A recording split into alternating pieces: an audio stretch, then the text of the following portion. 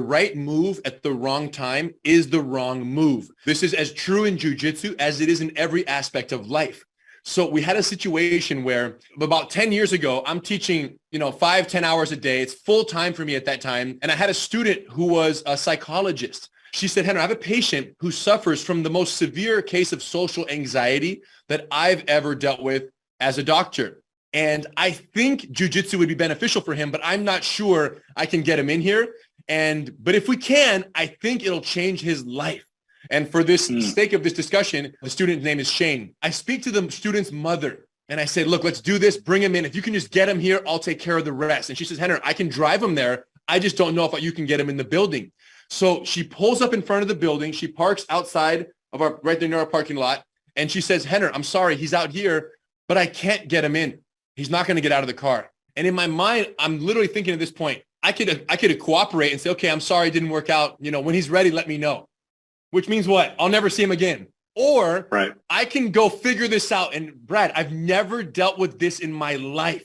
I've had kids cry in their first class, and then I make a clown and I let them jump on my back and they love me after. Never like this. So I go outside. As I approach the car, the windows are cracked open. He's sitting in the back passenger side seat, and I hear hysterical crying like you've never seen.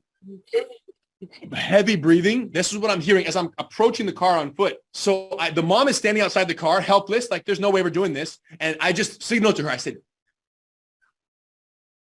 and she said, yeah, go ahead. So I go around, I get in the back seat. I sit down next to this young man who's about 16 years old, by the way, to give you, he's a high school student. I sit down next to him and he's doing this. He's bending over, crying. And I'm just getting in the car. I didn't say a word. 30 minutes had passed. He finally slowed down, starts sitting up quietly. He's just breathing now. He's not crying. I said, what's up, Shane? I'm Rener. What do you like to do for fun? Video games? I said, cool. Which one? Boom. Boom. Random conversation. Another 15, 20 minutes passes. And I said, Shane, here's the deal. I'm really happy to meet you. I'd like to take you inside, give you a tour of our facility. It's really beautiful. I think you'll love it. What do you think? We get out of the car. Mom is standing outside this whole time. We walk into the building. I'm walking him around. And Brad, all I'm saying to myself is, if I can get this guy to step on the mat, he's mine.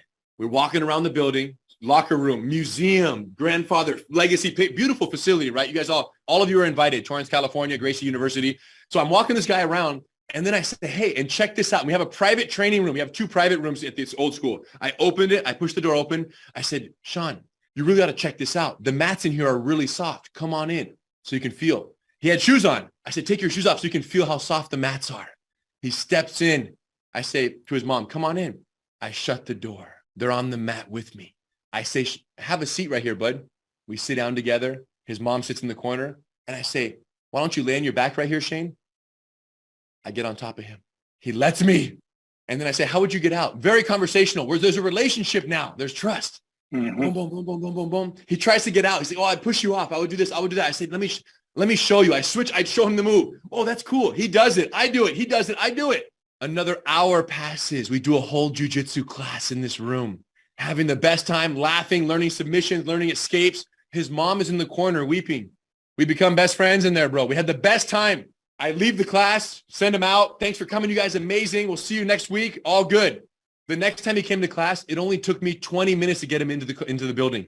And then each time after that, less time and less time. Eventually, I handed him off to another instructor. He started doing group classes. He graduated high school, went to college on his own. Life went on for the kid. The right move at the wrong time is the wrong move. The patience to know that I needed to get him on the mat, but it wasn't going to happen on my clock, was the perfect application of the clock principle. Again, a scenario I'd never been faced with, but what I knew is that if there was love leading the way, if I was leading with love, that I really wanted to help him. And there was no way I wasn't going to figure this out. And in that moment, jiu-jitsu principle that I had applied 1,000 times in a fight, which is wait for the right time. The technique will be there when you need it to be there. That's what that was. The highest level of patience, the highest level of consideration, and the highest level of trust. The truth would prevail. He needs jiu-jitsu, and I wouldn't stop at nothing to help him with jiu-jitsu.